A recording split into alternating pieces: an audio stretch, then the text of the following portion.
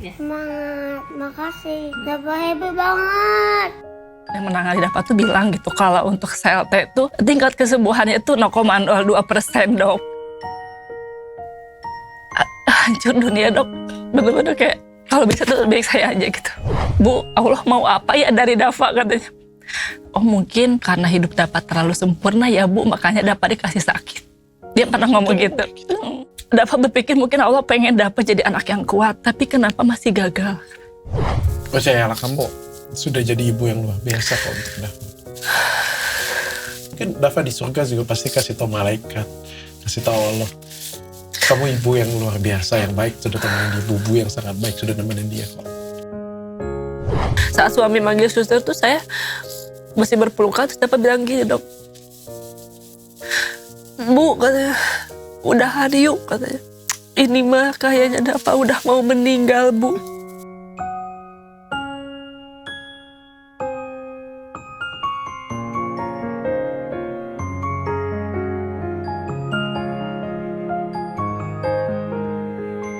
Assalamualaikum Ibu.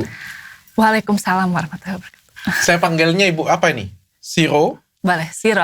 Siro, namanya Siro? Namanya Siti Rohimah, tapi biasa dipanggil Siro. Oke. Sama seperti salah satu karakter di Shinchan ya, jadi ya. Jadi seperti nama panggung dulu waktu pertama kali modeling. Oh, waktu modeling pertama kali. Ini sepertinya saya dapat bawain podcast mengandung bawang nih kayaknya. Ini sudah dari awal ya. Kalau sudah ngomongin anaknya. Tapi saya minta maaf dulu sebelumnya. Saya agak batuk, jadi kalau misalnya suara saya agak beda, saya minta maaf ya. Ini anaknya? Ya, anak kedua dan anak ketiga. Oh, oke. Anak kedua yang? Perempuan, cewek. ya. Safa. Siapa namanya? Safa. Safa. Yang ketiga? Rafa. Wah, namanya Fafa semua ya. Yang pertama Dava. Saya turut berduka cita sebelumnya. Baru saja meninggal dunia Dava di umur yang keberapa? 10 tahun. Tanggal 21 Desember tuh dia 11 tahun. Boleh nggak kita cerita-cerita dikit ya, kali ya? Bismillah. Dava dari lahir leukemia. Enggak, dia baru ketahuan leukemia itu tahun lalu tanggal 20 Agustus 2020. Baru 20 Agustus itu baru ketahuan. Jadi dari kecil tuh Dava tuh termasuk anak yang jarang banget sakit, dok. Bahkan saat lagi rame COVID, satu keluarga saya kena COVID, hanya Dava yang tidak kena COVID. Wah. Ya.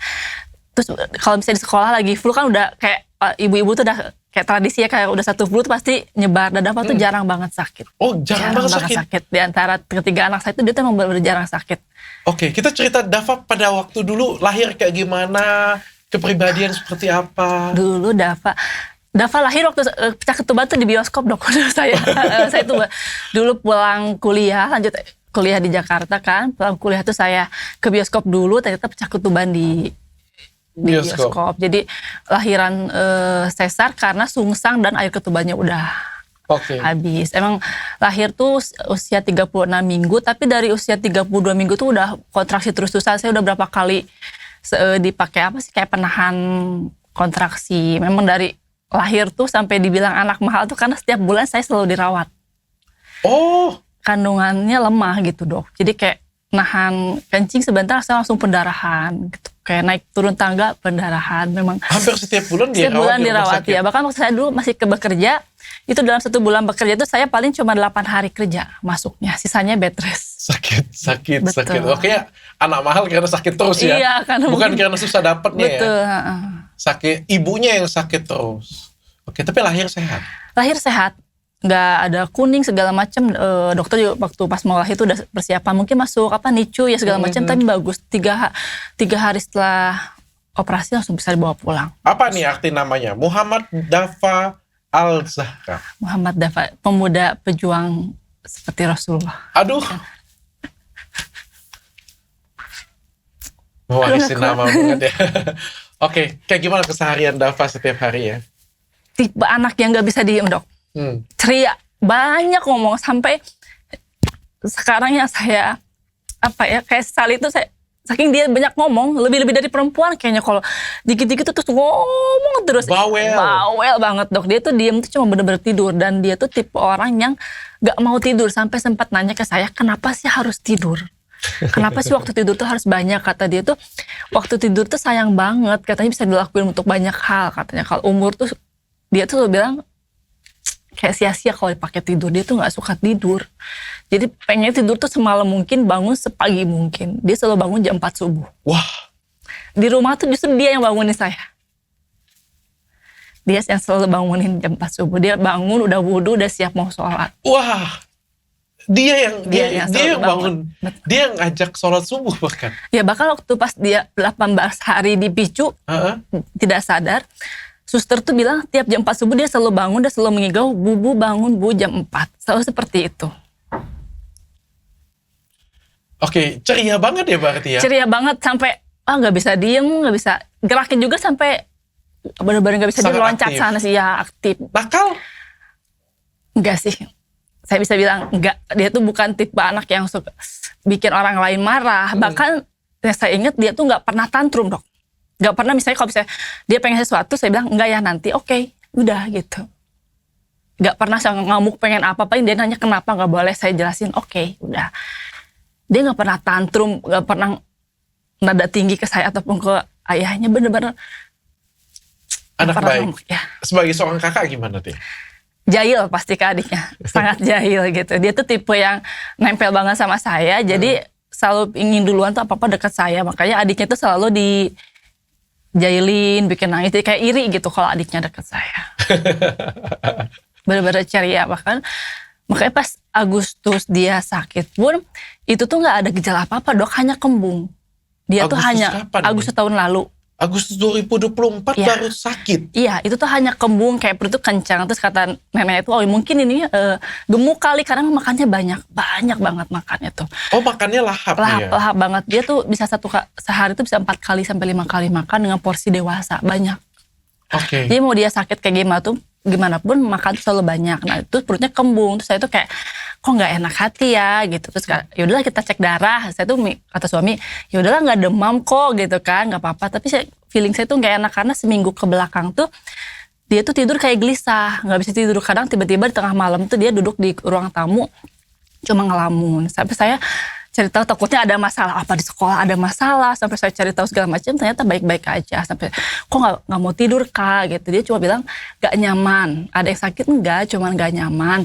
Tapi saya nggak ngerti, makanya tanggal 20 Agustus tuh saya memutuskan untuk, karena waktu itu kan lagi kayak liburan Agustusan dok. Nah jadi udah saya bawa ke klinik, tadinya mau cek darah, maksudnya biar tenang aja gitu. Saya mikirnya kalau pengen cek darah aja gitu. Karena memang nggak demam. Saat dicek darah tuh di IGD dokter tuh oh ini mungkin kayaknya mungkin pencernaan katanya gitu. Karena memang nggak demam, anak juga pecicilan waktu di IGD. Tuh udah bu kita kasih obat aja buat kembungnya, bawa pulang. Nah situ saya nggak mau dibawa pulang gitu. Sampai sedikit berdebat tuh sama dokter, saya pengen. Kenapa? Ya kan disuruh pulang, maksudnya udah kita kasih obat, bawa pulang aja. Memang dari fisik luar nggak ada kata apa-apa. Tapi ibunya pengennya? Saya tuh pengennya cek ada pemeriksaan apa gitu. Oke. Dokter sampai nanya, kok ibu maunya gimana, anaknya baik-baik aja, maksudnya kan nggak demam. Terus ditanya keluhan juga nggak ada. Terus saya nggak mau bawa pulang, pokoknya saya pengen dirawat. Saya tuh karena feeling Dirawat? Iya karena saya tuh nggak enak, kayak coba deh dirawat dulu, maksudnya biar dipantau, biar tahu kalau dia tuh malam tuh nggak bisa tidur dok. Jadi saya tuh ngerasa nggak tenang kalau misalnya anak muntah atau demam kan jelasnya kelihatan. Nah ini karena nggak kelihatan, saya nggak berani bawa pulang gitu, karena udah seminggu tuh kayak ya udahlah. Sampai agak berdebat, saya langsung pesan kamar, terus anaknya dicek darah. Saat keluar tuh dokter minta untuk cek ulang karena katanya takut kontaminasi. Saat itu leukositnya 540.000. Kalau nggak salah tuh maksimal 13.000. Ya. 540.000. 40.000. Iya, 540.000. Dari standarnya cuma maksimal 13.000 kalau nggak salah. 13.000 berarti berpuluh-puluh kali lipat. Iya, makanya pas di situ saya tuh kan dok apa 30, DB 40 kali lipat. Saya sampai DB atau tipes, saya mau ngobrol langsung ke dokter anaknya deh yang biasa menangani. Nah pas saat saya by phone dengan dokter anak tuh bilang ini di luar ranah kita bu, katanya. Ibu saya arahkan ke dokter kanker untuk anak. Di situ di IGD dok. Jadi pas dilakukan pengecekan berulang, hasilnya tetap sama. Jadi bukan kontaminasi, memang hasilnya sama. Mengarah ke leukemia. Di IGD itu dari hasil lab itu udah ada tulisan suspek ke leukemia. Gitu. Di situ saya cuma berdua karena memang tadinya kan bilang mau cek darah aja biar tenang gitu. Saya langsung, terus gimana ini biar yakin kalau itu leukemia? Katanya harus ambil sampel di sumsum tulang BMP ya. Ya udah langsung jadwalin. Terus saat itu juga langsung, pokoknya saya tuh di situ pengen dicek semuanya deh apapun itu. Ternyata yang membuat dia tidak bisa tidur tuh asam uratnya 14 dok. Dokter juga sampai hebat banget ini anak ini nggak ngeluh kesakitan. Enggak, dia cuma bilang nggak nyaman karena katanya tuh asam uratnya maksimal 7, dapat tuh 14. Jadi mungkin itu yang membuat dia nggak nyaman untuk tidur. Dan perutnya kembung itu karena limpa sama hatinya udah mulai bengkak. Wah. Jadi memang masih gejala awal banget sih. Karena kebanyakan katanya biasanya yang ketahuan leukemia tuh setelah anaknya sering mimisan atau sering ada memar. Nah dapat tuh nggak ada. Makanya saya tuh kayak berasa runtuh ya dok. Dia tuh yang dia tuh lagi sehat, segar bugar, tiba-tiba setelah ada hasil keluar leukemia, saya baru menghubungi keluarga saat itu. Sempet penolakan nggak waktu lihat hasilnya, sempet mau nggak percaya? Saya langsung menyalahkan diri sendiri sih, kayak ya apapun yang terjadi pada anak pasti salah orang tua aja dok. Kayak saya gagal mengurus anak sih yang saya pikir di saat itu. Apalagi beberapa bulan sebelumnya saya itu lagi sering bolak-balik ke Jakarta, lagi menekuni profesi baru gitu. Jadi ngerasa bersalah banget. Oh, kenapa aku nggak kasih lebih banyak waktu untuk dia? Jadi selama 3 hari kayaknya saya nggak tidur, nggak makan, cuman seandainya saya tidak begini, seandainya sampai saya ngecek semua CCTV, takutnya ada yang terlewat, takutnya dia tuh merasa kesakitan tapi nggak bilang, tapi baik-baik aja di CCTV rumah pun dia tuh ceria gitu, bener-bener kalau lagi diem tuh dia kalau nggak sholawat dan nyanyi, bener-bener nggak diem dok. Ada aja yang dia omongin gitu. Sampai, Kak udah gitu. Sampai saya sering bilang kayak gitu. Karena banyak banget yang mau dia bicarakan tuh kayak kata-kata yang harus dikeluarkan tuh banyak sekali. Lalu cek Cek langsung, besoknya langsung operasi pagi-pagi. Dan Dicek. hasilnya langsung keluar. Saat itu blastnya sel kanker itu udah 83%. Tipe leukemia? ALL, L2 yang high risk dan juga selnya tuh yang sel T yang paling ganas. Sebenarnya dari pertama keluar hasil juga pihak yang menangani dapat tuh bilang gitu kalau untuk sel T itu tingkat kesembuhannya itu 0,02% dok. Cuma saya nggak bilang ke siapa-siapa, cuma ya udah, karena dokternya bilang ini kan hanya pengalaman saya gitu. Cuman kita punya Allah. Dulu dokter menangani dapat bilang gitu. Memang banyak pasien yang pernah saya tangani tidak ada yang selamat dengan sel ini gitu, yang tipe ini. Tapi kita punya Allah bu katanya. Kita nggak ada yang tahu gitu. Bisa aja dapat jadi orang pertama yang sembuh dengan sel ini. Peluang hidupnya cuma 0,02%.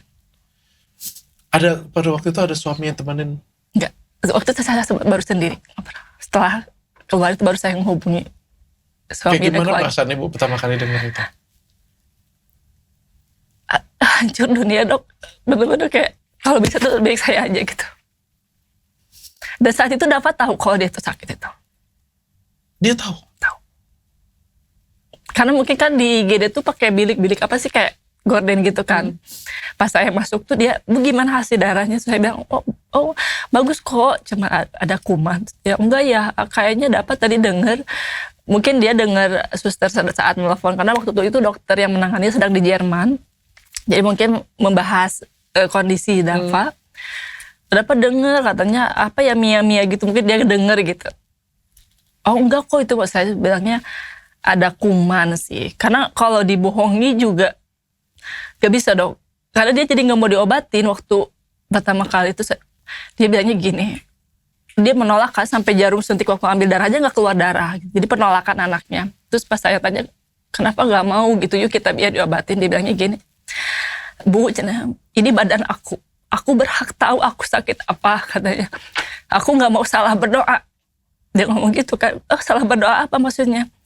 Dava waktu di perjalanan ke sini, Dava berdoa, ya Allah semoga Dava nggak DB ataupun tipes. Dava berdoa begitu. Allah benar mengabulkan Dava, tapi ternyata Dava sakit yang lain yang lebih parah kayaknya. Jadi dia nggak mau diobatin kalau dia nggak tahu jenis penyakitnya apa. Dia mau diobatin kalau udah jelas dia penyakitnya apa dan apa yang mau dilakukan.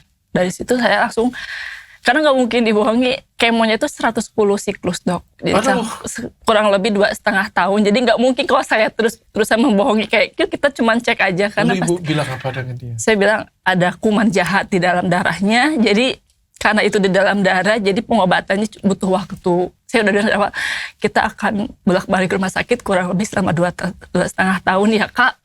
Setiap minggu kita ke rumah sakit. Dia mendengar itu, dia cuma bengong. Terus ya udah, ada apa mau diobatin katanya. Dia cuma diam, makanya dari situ saya yang tadinya mau menangis tuh rasanya malu ya. Dava aja cuma ya udah Bu, Dava mau diobatin katanya. Justru dia bilang dia mau diobatin. Dia mau diobatin. Kita sebagai orang tua yang nggak berani nangis di depan. Iya, jadi bahkan 3 hari pertama, seminggu pertama tuh suami tuh kalau masuk ke ruang rawat inap tuh kalau nunggu anak udah tidur, baru dia mau masuk karena nggak berani, nggak tega mungkin kan. Jadi memang anaknya tuh selalu bertanya kan, kayak ini tuh sakit apa Bu? Kan dia pasti tiap masuk ruang pasti seminggu sekali, Dok. Seminggu sekali dia masukin obat lewat sumsum tulang belakang setiap minggu, terus masuk ruang kemo setiap hari. Jadi dia baca kan, tahu kayak kenapa ya Dava yang sakit ini. Bahkan di ruang kemo tuh hanya dia, anak-anak yang lain itu yang udah dewasa, lansia. Di situ dia sempat mikir kayak awalnya tuh, oh mungkin karena hidup Dava terlalu sempurna ya Bu, makanya Dava dikasih sakit. Dia pernah ngomong gitu. Dia kan selalu nanya, kenapa ya aku sakit? Oh mungkin karena aku sholat subuhnya terlalu siang. Dia biasanya jam 5 gitu kan. Jadi kalaupun dia bangun jam 4 tuh kadang dia ngapain dulu. Dia sholatnya jam 5. Nanti aku mau bener-bener mau nungguin. Terus oh mungkin karena aku suka iseng ke ade ya Bu, makanya aku dikasih sakit. Dia sampai terus susah nyari kenapa ya aku gitu. Sampai saya rasa bilang, Kakak tuh orang pilihan. Sebenarnya Siro tuh menguatkan Dava, padahal Siro juga rapuh, Dok. Selalu berusaha, ini tuh anugerah buat keluarga kita. Kita tuh orang pilihan loh gitu. Padahal saya juga rapuh saat menguatkan Dava. Selalu bilang, dia ambil darah setiap hari, Dok. Pembuluh darahnya sering pecah, sering gagal, sampai 2 bulan baru kemo dia sempat hilang ingatan selama 2 minggu. Oh dia pernah hilang ingatan. Jadi memori itu kayak kehapus gitu. Dia ingetnya dia umurnya 5 tahun. Dia sampai nggak inget sama adiknya yang bungsu siapa gitu. Kalau dulu dokter tuh bilangnya mungkin karena dia saking syoknya menerima kenyataan, saking beratnya menghadapi kenyataan, jadi memori itu seperti kehapus. Dia pada waktu penyembuhan nangis gak ya?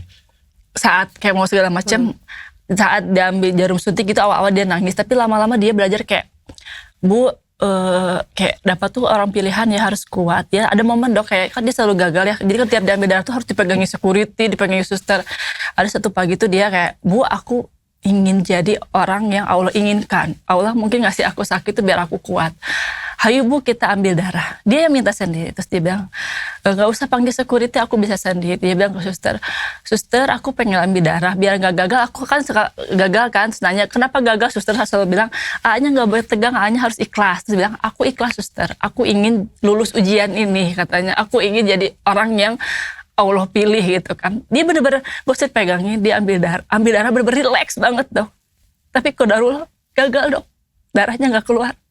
Sampai 3 kali tusuk gagal. Sampai di situ dia pas gagal tuh saya sampai takut banget. Dia kan berpikir aku mau jadi anak kuat, aku ingin lulus ujian ini. Setelah 3 kali tusuk gagal, yang keempat kali baru berhasil itu di kaki ambil darah. Terus dia tiba-tiba ngomong gini, Bu, Allah mau apa ya dari Dava katanya. Dava berpikir mungkin Allah pengen Dava jadi anak yang kuat. Dava berpikir Dava ini berani menghadapi jarum suntik tuh udah kuat. Tapi kenapa masih gagal? Di situ kayak, jangankan dia, saya berpikir kayak ya Allah anak saya itu udah ikhlas, kenapa masih dikasih gagal gitu ya? Di saat anak saya itu udah berpikir, oh ya udah Bu, nggak akan ngamuk lagi kalau diambil darah. Aku ikhlas, aku bakal relax, tapi tetap gagal gitu. Di situ kayak antara mau beri jawaban juga lemahnya iman saya, Dok. Saya masih berpikir apa salah anak saya gitu. Jadi saya mau bakal ini ujian buat keluarga kita mau naik level juga. Saya sampai sempat kehabisan kata-kata gitu, harus berbicara apa gitu. Perjuangan sempat dia pipis berdarah, terus nggak bisa jalan. Kayak saya sih ngelihatnya memang perjuangan dia selama 15 bulan itu berat banget, Dok. Tapi kalau saya lihat di media sosial kan di posting ya, dia bahagia, dia senang. Bahagia. Dia tuh setiap kemo tuh nggak pernah misalnya ngeluh, kenapa sih kemo lagi atau apa, enggak. Dia tuh selalu nggak mau man, aku nggak mau lagi kemo, nggak pernah, nggak mau lagi nangis. Nggak pernah. Dia tuh paling nangis tuh kalau misalnya jam pulang, waktu kepulangan tuh ditunda. Jadi dia kan kita udah punya tabel buat regimennya gitu kan, kayak Bu minggu depan kita kemo berapa hari. Saya bilang jadwalnya sih 5 hari. Nah, cuma kan di perjalanan tuh ada dia tuh trombositnya rendah atau dia demam, ya hasil kemo ditunda dan kepulangan ditunda. Nah di situ dia mulai rewel. Aku kan harusnya pulang hari ini, kok nggak pulang? Paling di situ aja, dia tuh pengen pulang ke rumah. Pas masuk rumah sakit lagi nggak ada nangis-nangis. Nggak ada, dia tuh happy, dia udah bawa makanan, kayak sampai di video beberapa story juga dia joget-joget di rumah sakit, dia nyapa suster, berarti dokter. dia mau sembuh. Dia sangat mau sembuh. Bahkan dari sehari sebelum dia meninggal, beberapa jam sebelum dia meninggal, dia masih berdoa dia ingin sembuh. Dia tahu dia sakit dan dia mau sembuh. Dia meninggal tuh tanggal 1 Desember jam 1:30 pagi. Itu dari Isya dia nggak tidur sama saya berpelukan, Dok. Dari asar tuh sebenarnya saya udah feeling tuh dari Oktober sih, Dok. Dari Oktober tuh nggak tahu sih, mungkin kebetulan ya, Dok. Saya tidak mau menjadikan itu sesuatu yang bagaimana. Cuman dari bulan Oktober tuh saya ingat banget. Saya tuh kayak almarhum dari keluarga tuh datang di mimpi. Mungkin kebetulan ya, Dok. Kebetulan saya tidak mau itu menjadikan sesuatu yang gimana. Kayak almarhum kakek tuh kayak bilang nanti bakal ada pengganti Dava katanya. Dan ternyata adik saya yang kedua tuh mengandung. Di situ saya udah gak ada feeling apa ya maksudnya. Cuma saya tuh nggak mau menafsirkan mimpi sendiri, udahlah anggap aja mungkin itu karena kondisinya saya capek. Terus hari itu saya ingat tuh pas saya hitung ternyata itu 40 hari dari meninggalnya Dava, sebelum meninggal Dava. Saya ingat itu mimpi itu karena pas besoknya Dava tuh nganterin saya perawatan, Dok. Dia tuh udah selalu nanya, Bu kok Bubu gak pernah perawatan segala macem. Saya selama menemani kemo gak kepikiran, Dok, mau perawatan, mau bekerja pun kayaknya gak kepikiran. Sampai Dava tuh sering ngerasa bersalah, Dok. Jadi dia tuh sering ngerasa saya itu jarang ngambil job foto atau fashion show itu karena ngurusin dia. Makanya sekali saya tuh ngambil pekerjaan tuh karena dia tuh ngerasa bersalah. Jadi dia tuh termenung gitu di rumah sakit kayak ngerasa bersalah. Terus ayahnya kan dulu suka touring. Dia tuh ngerasa bersalah juga. Jadi gara-gara dia ayahnya gak bisa touring katanya gitu. Kita suka nyari alasan kayak, enggak kok ayah lagi banyak kerjaan. Terus kalau serius suka alasan, Bubu kok gak kerja? Emang gak ada kerjaan. Karena dia gak mungkin katanya gak ada foto atau show. Terus saya selalu bilang, Bubu udah tua Kak, kataku. Jadi gak ada yang brand yang pakai Bubu. Saya bilang gitu karena dia susah nanya, Bubu kok gak kerja gitu. Saya, Bubu udah tua kok, sekarang udah ganti generasi baru. Dia temenin perawatan. Iya, pas itu hari itu pas 2 Oktober tuh dia, Bubu yuk perawatan yuk Bu, katanya gitu. Pokoknya kalau Bubu mau facial mau apa tuh harus sama Dava ya, dia bilang gitu. Dava saat ini cuma bisa nganter, tapi nanti udah besar Dava yang bayarin, Bu. Dia selalu bilang gitu, pokoknya nanti kalau Bubu foto, Bubu show tuh Dava yang anterin ya, katanya. Oke, jadi tapi di situ bukannya senang ya, Dok, kayak feeling tuh kayak ini kayaknya nggak akan kejadian deh, karena dari Oktober tuh kayak semakin sering Siro tuh mimpiin ya almarhum di keluarga Siro tuh kayak berdatangan tuh kayak mau jemput Dava, cuma Siro nggak pernah bilang aja karena udahlah itu mungkin bunga tidur lah gitu, nggak. Sampai pas tanggal 6 Oktober tuh Dava tuh 6 November kita tuh dapat kabar baik, Dok. Dava tuh sel kankernya 0. Iya, itu udah sempat 0. Sebenarnya dari bulan November tahun lalu juga udah udah hilang sel kankernya. Cuma kita masih mengikuti protokol tuh kayak mengikuti kemo. Di bulan Maret tuh udah remisi, udah masuk maintenance. Jadi Maret tuh udah makin segar, pokoknya dia udah bisa sekolah segala macam.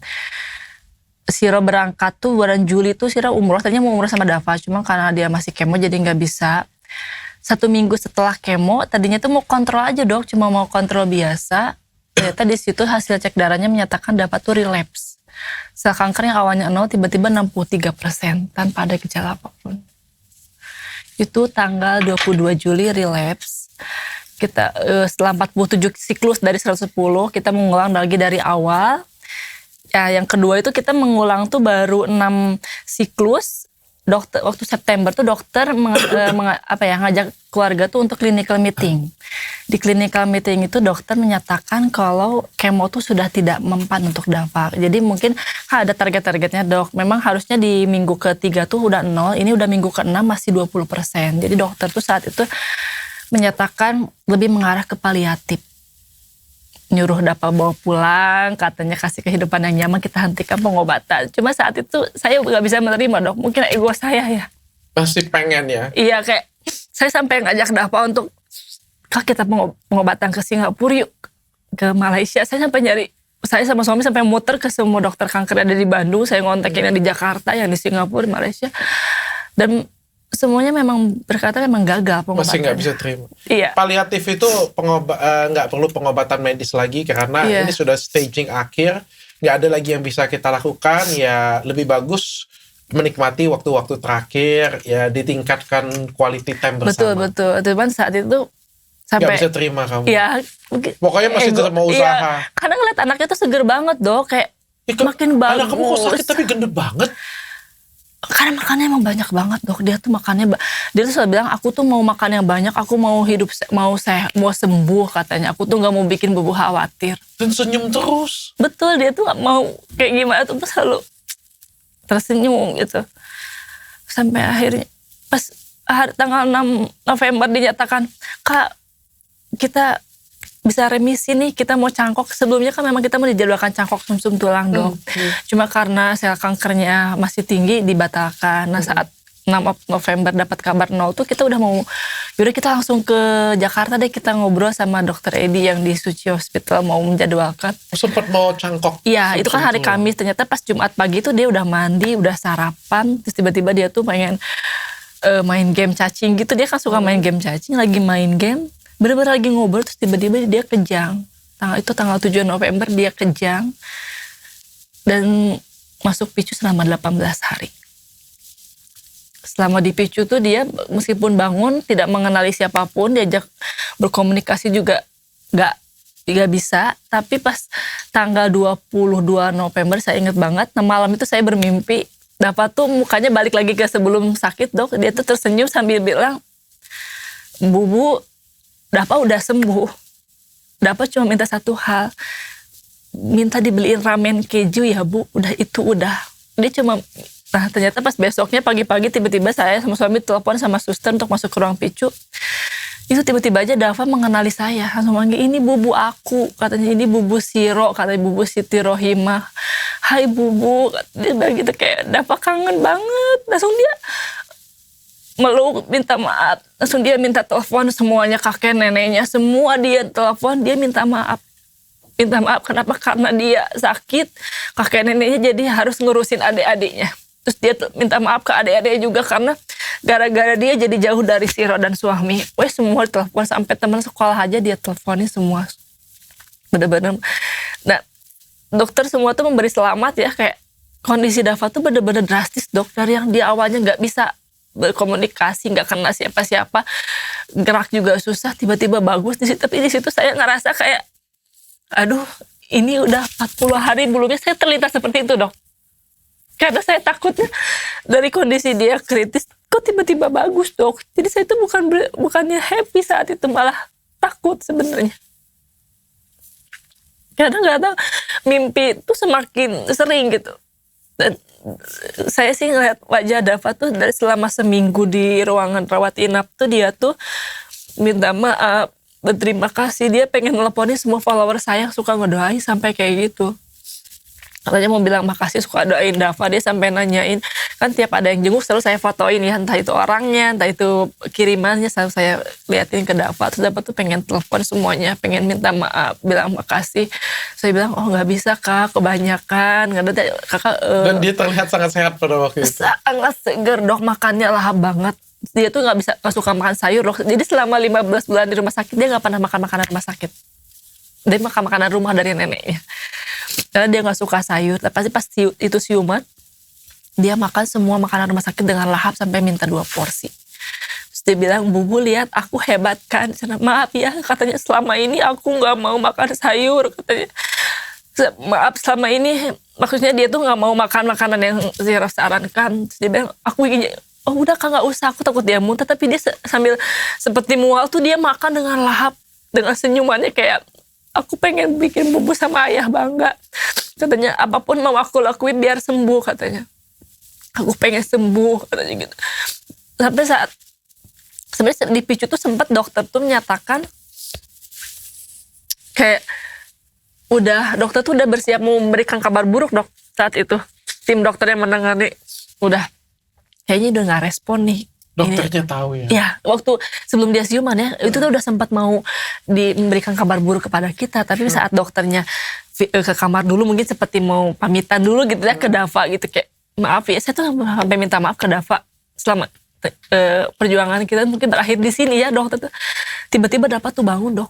Itu tuh benar-benar dia lagi kondisi kritis, gak respon sama sekali. Tiba-tiba dia bangun, buka mata dan menggerakkan tangannya. Jadi dokter yang menangani Dava tuh sampai bilang, saya puluhan tahun jadi dokter menangani ratusan pasien tuh dengan kondisi apa ya, bahasa medis tuh kayak dalam tubuh Dava tuh udah kacau dok. Jadi dia tuh kejang selama 80 menit saat itu. Jadi selama 80 menit itu ada otak besar, otak kecil sama bagian selaput putih itu udah mengalami kerusakan. Jadi makanya dia tuh memorinya hilang tuh selama 3 bulan sebelumnya tuh sel kanker udah naik ke otak dok. Jadi volume otak itu udah mulai menyusut. Jadi udah benar-benar dari atas sampai bawah tuh udah mengalami kekacauan yang luar biasa. Dokter sampai bilang dewasa aja kayaknya nggak akan sanggup bertahan. Tapi yang dokter lihat tuh ini tuh kayak keinginan dari dalam diri Dava untuk bangun gitu. Emang dari anaknya tuh ingin sembuh katanya gitu. Karena memang selama di PICU tuh nggak diberikan obat yang seperti apa, karena mau diberi obat untuk otak, takutnya efek samping ke yang lain-lain. Jadi benar-benar saat itu hanya diberi suportif ya dok kalau nggak salah. Jadi kalau misalnya dia trombosit rendah kita kasih, kayak misalnya elektrolitnya nggak normal kita koreksi, hanya seperti itu, belum dikasih obat. Itu tanggal berapa itu? Itu dari mulai dari tanggal 8 November sampai tanggal 18 hari hanya seperti itu. 18 hari seperti itu. Iya. Tapi tetap di PICU. Di PICU sama 18 hari, makanya itu tiba-tiba dia bangun itu tanggal 22 November. Tiba-tiba dia kenal siro, tiba-tiba dia bisa tanggal 22 itu. Ya udah udah. Tanggal 22. Itu ada fenomenanya namanya. Coba cari dong, aku lupa namanya. Yang White coat ya? Yang tiba-tiba dia bagus terus kok makannya lahap banget. Ada fenomena, aku lupa. Fenomena dalam kedokteran pada saat kritis tiba-tiba pasien ngerasa sembuh namun besoknya meninggal. Nah saya itu sempat takut berpikir seperti itu, saya nggak berani searching kayak udahlah. Ya udah pasti bahagia ini. Saya udah kayak udah ini. Tapi kita ini tuh sebagai mujizat. dokter kita tahu. Ini mujizat. Ini saya juga ngeliat kayak wajah dokter tuh saat memberi semangat tuh. Terminal apa? Lucidity ya. Iya. Terminal lucidi, betul ya. Lucidity ya. Sorry gedein. Iya. Terminal lucidity itu keadaan di mana keadaan sakit sekali berat yang nggak mungkin ada harapan lagi, tapi pasiennya sembuh, senyum, kayak ngerasa nggak ada sakit apa-apa, bisa nyapa sana sini, bahkan mau ngajakin pulang, ayo aku sudah sehat, aku sudah sembuh. Iya, dia sampai bilang ke semua keluarga, nanti kita jalan-jalan ya, dibayarin Bubu katanya. Dia sampai telepon keluarga gitu kan, video call grup, nanti kita jalan-jalan katanya. Jadi selama 1 minggu di ruang rawat inap tuh dia tuh seperti menyelesaikan hal-hal yang belum dia selesaikan dok. Kayak misalnya dia udah janji mau main bareng sama adeknya, mau main bareng sama ini. Dia tuh seperti menyelesaikan semua checklistnya kayak, Bu aku makan sayur, aku segala macem. Terus sampai dia tuh kan suka nabung dok. Dia tuh bukan tipe yang suka beli mainan kayak. Kan Siro, kak kemarin selama kak, pas pertama dia siuman tuh yang dia ingat tuh dia minta sholat. Dia minta tayamum. Kan dia nanya, Bu aku belum sholat zuhur. oh iya boleh mau tayamum kan. Terus dia nanya, ibu ini tanggal berapa? Tanggal 23. Bukannya tanggal 7. Dia ini tanggal 7. Waktu dia langsung kayak nangis, mukul-mukul diri sendiri kayak, ya Allah maafin aku gak sholat selama itu, katanya. Bu aku mau tayamum, terus kan dia masih susah bergerak. Jadi dia nggak bisa begini, bu sholatnya boleh nggak sih begini, boleh nggak apa-apa. Di situ kayak dia tuh, ya Allah maafin Dafa, katanya selama beberapa hari Dafa nggak sholat, Dafa nggak inget sama Allah. Katanya dia sampai minta maaf. Itu tanggal 23 hari pertama dia ke ruangan tuh dia ingat sholat. Setelah itu dia minta maaf ke semuanya. Dia lakuin semua checklist yang belum, seperti yang di situ tuh udah feeling kayak, cuman udah kayak bukan kuat sih sebenarnya. Kalau orang bilang Siro kuat tuh Siro tuh lebih ke kayak melarikan diri sebenarnya, melarikan diri dari hal-hal yang Siro pikirkan. Jadi kayak udah tutup mata tutup telinga, udah ini mah keajaiban, ini keajaiban, Dafa pasti sembuh gitu. Karena memang Dafa, tapi memang semakin hari tuh, saat hari Sabtu tuh dia kan ketemu adik-adiknya, Siro minta izin ke suster untuk adiknya masuk. So, ya udah boleh. Itu seneng banget, itu kan napasnya udah berat banget. Itu sambil main game tuh napasnya udah berat banget. Siro feeling kayak aduh gitu ya. Setelah adanya pulang tuh dia bilang, makasih ya Bu, katanya. Dafa udah selesai, katanya, udah ketemu semuanya. Terus tuh dia nanyain, Bu tabungan aku ada berapa? Kenapa? Kata waktu itu, oh ya kakak, kata banyak yang titip ini, yang katanya ngasih uang buat kakak buat beli mainan dari teman Bubu. Kakak mau dibeliin apa biar Bubu beliin? Terus dia bilang, enggak Bu, tabungin aja. Dia suka nabung emas dari dulu kan, kayak, oh enggak ini buat mainan aja, katanya. Enggak nanti lagi, enggak, aku tuh pengen bawa umroh kita berlima pakai uang aku, katanya gitu. Oh udah nggak usah, ini beliin mainan, nanti umroh pakai uang Bubu, aku bilang gitu kan. Kayak enggak, pokoknya umroh harus pakai uang aku, nggak boleh pakai uang Bubu, sampai gitu ya kan. Kayak dia ngitung udah cukup berapa orang gitu kan, sampai kayak gitu. Terus dia bilang semoga nanti pas Dafa sembuh, katanya pas kemonya selesai, Mas Dafa udah cukup untuk membawa kita umroh berlima. Dia sampai pas lagi seminggu itu dia tuh mikir sampai, Bubu tolong minta nelpon gurunya. Dia bilang ada tugas yang belum terkumpulkan, dia minta maaf. Terus dia minta maaf gak bisa ikut ujian. Sampai semuanya ditelepon satu-satu, dok. Dia tuh seperti menyelesaikan satu persatu. Hari Minggu tuh karena ada barang yang ingin diambil di rumah, terus Siro juga harus nganterin adik. Siro pulang dulu ke rumah dok. Saat itu hari Minggu jam 11 siang. Nyampe rumah jam 12, jam 1 siang tuh udah telepon untuk balik lagi gitu. Karena suami tuh kayak feeling gak enak. Pokoknya balik lagi sekarang. Pas ditanya baik-baik aja, tapi suami tuh udah feeling kayak, aku tuh gak mau kamu nyesel. Suami tiba-tiba ngomong gitu. Itu saya balik lagi dari rumah, jaraknya 13 kilo itu ke rumah sakit dalam keadaan hujan besar. Terus ban mobil juga kempes. Kebetulan saat itu sampai bener-bener kayak udah ada apa gitu. Pas sampai rumah sakit, dia tuh senyum sampai bahagia banget. Dia minta dibeliin ramen dok. Jadi emang dari hari pertama tuh memang kan sebenarnya baru boleh makan yang lembek ya dok. Cuman dia tuh kayak, Bu aku pengen nasi sama telur gitu. Sampai gak tahu ya feeling, karena dari Oktober tuh udah gak enak. Kayak Siro cuma kasih dia nasi 3 butir sama telur kecil banget. Tapi dia luar biasa berterima kasihnya, kayak makasih banget Bu, katanya. Terus dia minta keju, minta pizza, aku beliin, kasih kejunya sepotek banget kayak. Tapi dia bersyukur banget. Nah dia minta ramen dari hari pertama. Siro gak kasih karena Siro inget mimpi dia waktu dia sebelum siuman. Dia cuma minta ramen, kayak ayahnya bilang udah beliin aja sedikit aja maksudnya gitu. Gak mau, aku bilang gak mau. Sampai pas hari Minggu itu dia senyum, inget banget wajahnya tuh kayak bercahaya banget. Dia bilang, Bubu, katanya, boleh aku mau ramen, katanya gitu. Nggak tahu kenapa, ya udahlah aku beliin. Kayaknya mungkin udah, karena ngeliat wajahnya juga udah kayak beda dok. Hari itu hari Minggu Siro beliin ramen. Siro cuma kasih kuahnya sedikit banget, sama mie juga cuma 1 lembar gitu. Di situ dia bersyukur banget sampai bilang kayaknya Dafa bersyukur banget katanya punya Bubu yang bisa memenuhi keinginan Dafa. Dia pas asyar tuh bilang, terima kasih Bu, katanya. Katanya Dafa udah bertemu orang-orang yang Dafa sayang, bantuin Dafa ngomong ya, bantuin ngomong ke semua teman dan followers Bubu. Katanya makasih udah doain Dafa. Terus katanya jangan lupa makan, sehat-sehat, katanya. Jangan sampai sakit kayak Dafa ya, katanya. Cukup Dafa aja. Dia memang gitu. Sama Api katanya gak bisa ngomong langsung, katanya gitu. Terus saya bilang, gak usah, nanti kita ketemu langsung. Kita kan mau keluar rumah sakit, mau bikin acara makan-makan, kita undang followers Bubu. Aku bilang gitu kayak, enggak, wakilin aja sama Bubu. Di situ tuh udah hati tuh udah makin gak karuan. Terus di situ dia kayak, hari Minggu tuh ingat banget asar, dia bilang, Bu ini udah malam belum? Belum Kak, kata. mau tidur. Pokoknya kalau malam bangunin iya. Kayak maghrib kan tuh sholat iya. Terus dia tidur.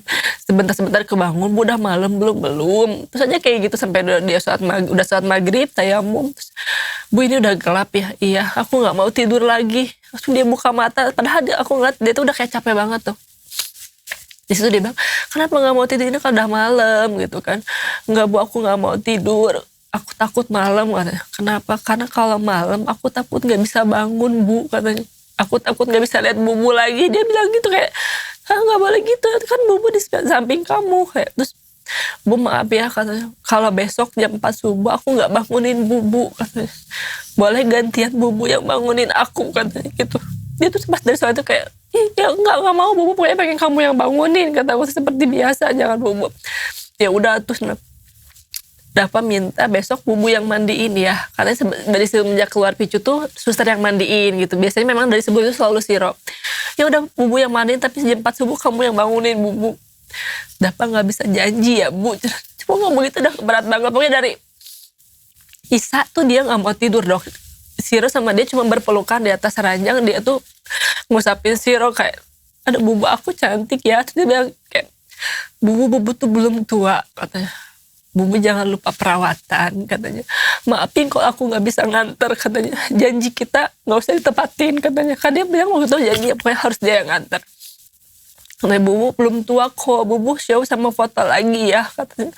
Maafin selama ini aku ngerepotin Bubu. Dia sampai nitip salam ke kakek neneknya, ke adik-adiknya, ke semua gurunya. Terus dia minta maaf kayak, Bu maaf ya, dulu aku pernah di kelas pernah bohong gak ada apa. Dia semua kesalahan dia tuh seperti dia tuh berbicara. Sampai pas itu pun dia tuh pengen tuh bener-bener dipeluk, sampai suami aja harus ada deket ranjang. Jadi kita tuh kayak berpelukan bertiga, Dok. Tapi suami kondisinya duduk. Pas tengah malam tuh mungkin Siro ketiduran. Ingat banget kan pas ketiduran tuh Siro mimpi Dafa tuh udah dipegang sama almarhum kakek Siro, diajak pergi. Terus kakek Siro bilang, tugasnya udah selesai ya, saatnya istirahat. Nah di situ pas kebangun tuh Siro ingat banget, Siro menyesal. Dari kasur Siro tiba-tiba langsung pindah ke sofa, Dok. Kayak masih mencerna mimpi apa tadi. Terus Dafa tuh sempat kaget kayak, Bubu kenapa pindah? Enggak apa-apa, sini lagi. Enggak mau, gerah, panas, sempit. Aku tuh ingat banget, aku ngejawab itu dengan ketus, Dok, ke Dafa. Terus pas ngeliat wajahnya tuh kayak langsung, Bubu maafin ya, katanya Dafa selalu nyuruh Bubu tidur di ranjang pasien, padahal sempit. Dia tuh masih minta maaf, Dok, kayak udah di situ kayak langsung lari ke toilet. Balik lagi tuh Siro naik lagi di situ. Dia tuh cuma minta diusapin, kayak pas saling bertatapan dia tuh kayak, makasih udah rawat Dafa. Gak tahu kenapa tiba-tiba Siro bilang, kakak maafin Bubu, baru bisa bilang saat ini gitu, kayak Bubu ikhlas apapun pilihan kakak. Saya bilang kayak gitu, Dok. Terus dia bilang makasih. Karena memang gak tahu ya, Dok, ada momen yang saat dipicu, entah itu yang online atau offline, orang dekat, bisa dibilang banyak yang bilang mungkin kondisi Dafa seperti itu gara-gara Siro katanya. Kenapa gara-gara Siro? Karena Siro tuh selalu berdoa minta sembuh katanya. Mungkin itu jadi penghambat untuk Dafa mau pergi.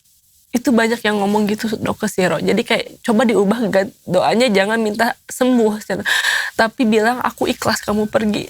Saat itu Siro gak berani, Dok, ngomong kayak gitu. Kayak anak aku tuh masih ada loh, aku masih mau berjuang gitu. Aku kayak belum bisa terima. Iya gitu, kayak apakah salah gitu aku berdoa minta kesembuhan.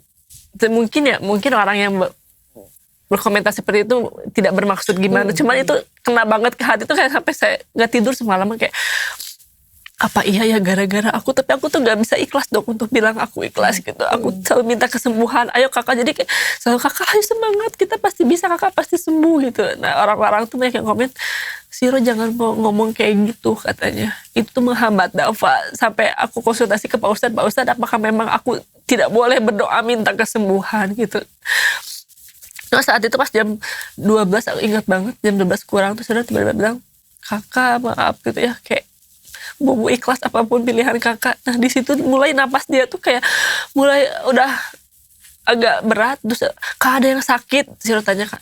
Sempat di videonya 1 jam ini. Kan kayak Kak, ada yang sakit?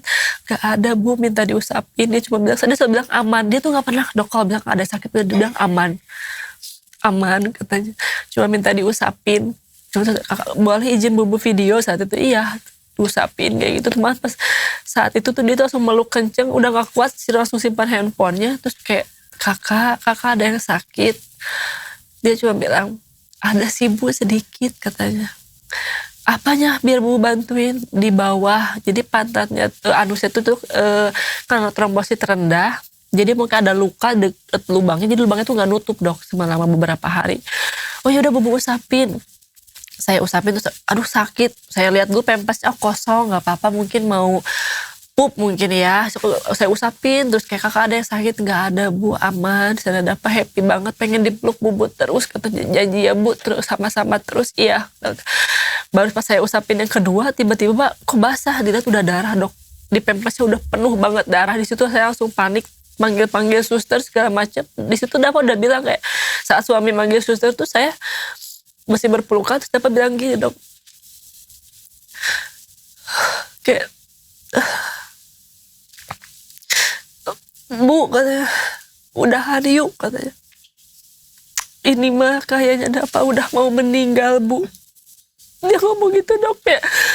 Kata kakak itu saya langsung, kamu nggak jadi ikhlas. Saya ingat banget kayak balik lagi yuk kita usaha terus Bu. Maksudnya Bu ikhlas tuh bukan berarti nggak mau ngurus sih, maksudnya Bu balik lagi. Sampai dia tuh cuma bilang udah ya Bu makasih katanya, jangan panggil suster. Dia tuh nggak mau gitu. Tuh pas suster masuk tuh dia nanya mau ngapain, ini kamu ganti pempes doang, mau sama Bubu. Oke, pas saya buka pempesnya ingat banget dari lubangnya tuh keluar darah seperti dari selang dok, bener-bener banyak banget karena saking banyaknya sampai banjir. Saya lihat wajahnya tuh makin kuning. Itu udah panik teriak-teriak. Yang dia bisikin cuman makasih Bu katanya, udah gak usah diapa-apain. Dia tuh udah gak mau diapa-apain, cuman egonya Siro mungkin ya dok udah gak bisa berpikir. Jadi Siro teriak-teriak sampai minta tolong medis segala macam.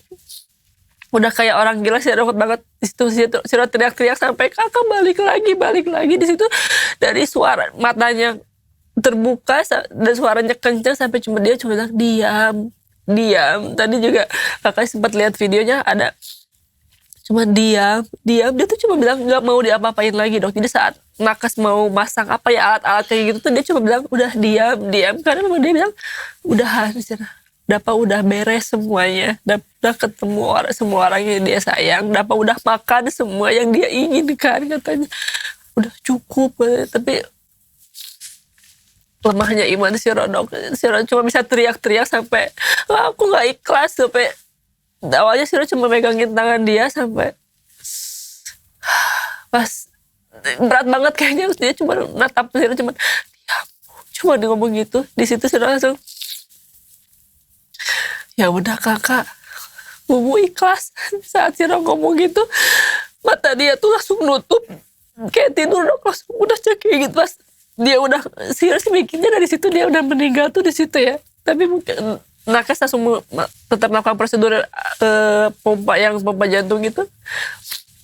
Saat dilakukan RJP ya dok, dilakukan itu sempat apa sih yang di parameter di monitor tuh naik lagi terus hilang lagi. Nakes juga udah karena Siro di bawah posisinya, Siro ngeliat nakes tuh udah saling kayak eye contact gitu, kayak udah gak bisa gitu, udah gak ada kan. Mungkin memang dari pas Siro bilang udah ikhlas tuh pas Dapat tuh tidur tuh bener-bener Siro gak ngeliat ada rasa sakit. Dia tuh bener-bener kayak mungkin minta Siro ikhlas. Kata dia sebelum sempat aku gak jadi ikhlas, balik lagi pas Siro bilang ya udah kakak mau ikhlas. Di situ dia langsung berhenti, langsung gini aja tidur. Bener-bener kayaknya rasa bersalah sampai sekarang tuh kenapa Siro masih membiarkan Dapat dipompa gitu selama kurang lebih 30 menit. Sampai pasti lihat ini udah cekung banget dok. Dokter bilang kita gak akan berhenti sampai pihak keluarga minta berhenti. Pasti situ udah kayak ibu udah, suami bilang udah kasihan. Di situ baru berhenti. Ya penyesalan sampai sekarang sih itu dong. Waktu waktu pas kebangun mimpi yang Siro jawab ketus, dan juga kenapa Siro nggak memberhentikan pompa itu lebih cepat gitu. Jadi kalau misalnya orang-orang bilang, oh Siro kuat sih, enggak dok. Bahkan saat Dava kejang 80 menit, Siro sampai sempat terbersit, ya Allah kalau sampai terjadi apa-apa dengan Dava, aku nggak mau minta doa apa-apa lagi. Karena menyaksikan banget dia kejang selama 80 menit dok. Kayak kalau bilang tadi pertama kali mendengar Dava sakit, bagaimana rasanya, seperti dunia runtuh. Waktu lihat Dava kejang selama 80 menit dan juga menyaksikan Dava sampai napas terakhirnya itu kayak gak bisa dikatakan lagi. Percayalah, kamu sudah jadi ibu yang luar biasa kok untuk Dava.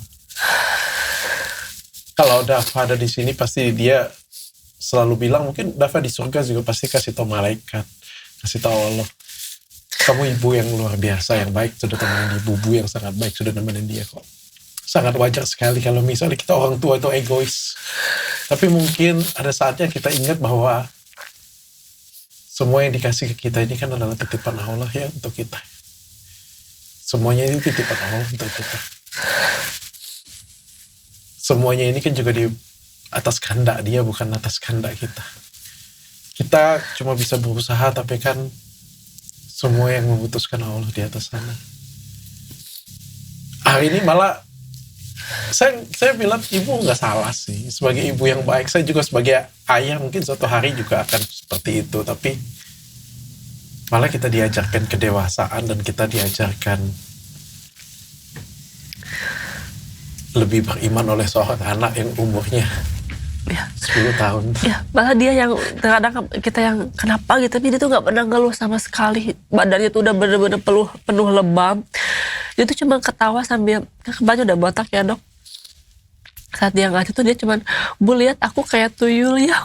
Kan ada momen-momen di saat obat apa tuh yang bikin kuku sama bagian bawah tuh gelap. Terus pas dia mau pergi ke mall tuh, aduh takutnya, sempat kakak mau pakai topi, enggak Bu kenapa, memang Bubu enggak, takutnya kakak nggak nyaman, nggak apa-apa, is okay katanya. Terus pernah kita yang nggak nyaman, dianya biasa aja. iya, karena aku tuh awalnya takut dia ngerasa minder, ternyata dianya dengan percaya diri. Makanya saya bilang dari cerita ini tuh kita tuh dapat gambaran bahwa kadang anak 10 tahun jauh lebih dewasa dan jauh lebih beriman daripada kita yang sudah sekolah, sudah sholat berkali-kali ya. Terus di mall tuh kebetulan ketemu anak kecil yang mungkin lihat dia wajahnya. Jadi dia tuh gemuk tuh sebenarnya hanya pipi dan perutnya dok. Jadi tangan, kaki, paha tuh kecil. Jadi itu immune fast. Jadi bukan lemak, hanya cairan efek obat kemo sebenarnya gemuknya tuh. Jadi pas di mall tuh ada anak kecil yang kayak, mama lihat itu cina gemuk, cina botak, gendut katanya gitu kan. Ih matanya hitam, memang kan ada gitu. Terus disitu kita udah kaget banget kan, takut anaknya gimana. Terus apa tuh udah senyum, coba bilang, hai aku lagi sakit kanker aja. Tapi dengan senyuman dok. Cuma beberapa hari lalu saat saya membereskan kamarnya, saya melihat kayak buku harian dia, ada hal yang dia tulis tuh kayak, aku akan menjalani hidup ini dengan ceria, aku menerima semuanya, aku akan memperbaiki semua sifat buruk aku. Dia tulis sifat buruk dia apa, meskipun katanya orang-orang selalu bilang aku tuh gendut, hitam katanya, dan juga jelek. Saya kayak, dia dapat itu dari mana gitu. Yang saya lihat tuh dia tuh selalu ceria di saat ada yang kayak bercanda, ih kok Dava jadi cabi, ih kok Dava sekarang botak. Dia tuh selalu kayak senyum, iya aku lagi kemo. Dia tuh kayak gitu, tapi ternyata mungkin di balik itu hal itu tuh membekas. Tapi luar biasa dia nutupin semuanya. Dia gak pernah bilang sakit, sampai dokter juga saat ada obat kemo. Biasanya obat kemo ini tuh pasien dewasa aja sampai teriak-teriak karena sempat bikin sendi linu. Tapi dia tuh enggak, cuma kan sakit, aman, Dava anak kuat. Kan Allah pilih Dava karena Dava kuat. Dia selalu bilang gitu. Saya sih lebih kayak mungkin Dava tuh gak dirasa sih. Sekarang Siro sudah bisa terima. Insya Allah, karena pas dipikir lagi ya kayak sebenarnya kayak aku tuh gak terima ya. Tapi saat dipikir lagi tuh Allah tuh maha baik ya dok. Allah tidak mengambil Dava di saat dia dipicu. Allah masih memberikan kesempatan Siro untuk bertemu dengan Dava, untuk bisa Dava tuh dikasih kesempatan untuk berterima kasih, untuk berpamitan dengan orang-orang. Sempat live juga kan dok dia. Terus dikasih kesempatan untuk mewujudkan semua yang dia inginkan. Jadi kayak masih lebih banyak hal yang bisa disyukuri sebenarnya. Meskipun berat sih dok sepertinya. Setiap hari tuh kayak makin berat. Ibu kamu harus lepaskan. Saya nggak tahu, saya belum pernah dapat pengalaman ini ya. Tapi kalau Dava ngeliat, dia pasti akan sedih sih kalau bubunya seperti ini sih. Saya yakin sih kalau dia lihat ibu-ibunya nangis, sedih. Saya pikir kalau di podcast ini kita mengenang Dava, mengenang perjuangan Dava. Oke, kamu menangis. Tapi di luar dari ini, kalau kamu setiap hari menangis, dia pasti akan sedih sih. Dava juga kasih tahu saya, Bubu harus bahagia, adik-adiknya juga harus bahagia. Karena dia sudah bahagia di atas sana. Dan Bubu juga titip pesan dengan saya. Katanya kasih perawatan untuk mamanya supaya mamanya cantik katanya. Jadi saya kasih skincare saya kasih perawatan ya nanti ya ke klinik saya. Supaya Davanya senang lihat bubunya cantik. Ya, dia selalu suka katanya kalau dia punya panggilan khusus dok sama saya. Butil katanya. Bubu centil. Jadi dia tuh suka lihat Siro kalau pakai lipstik merah. Tapi sampai sekarang tuh kayak masih berat banget kalau pakai. Kasih dong, bawa dong. Aku kasih juga ini skincare tuh yang paling mahal aku kasih. Untuk ibu ya, bungkusin yang baru nanti ya. Bungkusin yang baru ya nanti ya. Ini dari Dava untuk ibunya. Stok 1 tahun nih kalau perlu saya kirim. Pokoknya supaya bubunya cakep pokoknya. Ya, bubu jangan nangis. Udah, saya juga nggak pernah, jujur saya nggak pernah ngerasa kehilangan sih. Karena saya masih, tapi dalam hati saya, semuanya ini kan kita harus tawakal balik lagi. Semuanya ini ada titipan. Dan saya yakin sih kita pasti ada pesan dari Dava. Dan Dava anak yang luar biasa. Malah dia hari ini ngajarkan kita cinta yang luar biasa. Ya dia juga sempat senang dok. Karena waktu pas Siro suka sharing itu dia tahu kayak gue video buat apa sharing. Terus ada momen-momen tuh ada beberapa followers yang orang tua itu mereka tuh 3 orang ya Siro ingat. Mereka tuh berterima kasih. Jadi dari cerita Siro kan kayak pertama kali gimana ciri-cirinya. Jadi pas ketiga orang tua tersebut tuh ngeliat anaknya lebam langsung periksa ternyata bener leukemia. Jadi dia tuh kayak berterima kasih sama Dava. Sempat video call juga berterima kasih dari cerita Dava tuh mereka bisa lebih cepat mengetahui kalau anaknya tuh leukemia. Di situ Dava bilang, Bubu, ayo posting aja tentang Dava. Bilang ke semuanya sehat-sehat, jangan lupa makan yang sehat, kita cukup Dava aja yang sakit. Supaya kasih tahu anak-anak yang lainnya. Betul. Tujuannya postingnya loh biasa sekali. Iya dia sampai kayak Dava mau bilang makasih, Bu, Dava mau senyum. Ada yang senyum dia pakai plastik itu dia Dava mau senyum, posting di Instagram Bubu bilang ke teman-teman kita harus selalu semangat meskipun sakit. Jadi dia tuh sering bikin status juga. Jadi kalau misalnya saya waktu itu tiba-tiba bikinin dia apa, dia tuh bikin emang apa ya anaknya tuh romantis dok. Entah itu dari kata-kata, dari perbuatan tuh bener-bener segalanya tuh dia selalu bikin kayak oh kalau kita sakit kita harus tetap happy katanya biar kita lulus ujian. Kalau kita nggak lulus ujian nanti ujiannya di situ-situ terus katanya gitu.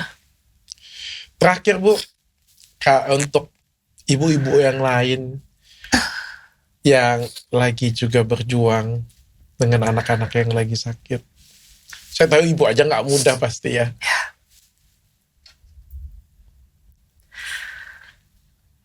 Semangat buat semua para ibu yang sedang membersamai atau misalnya kerabatnya, anaknya, semangat.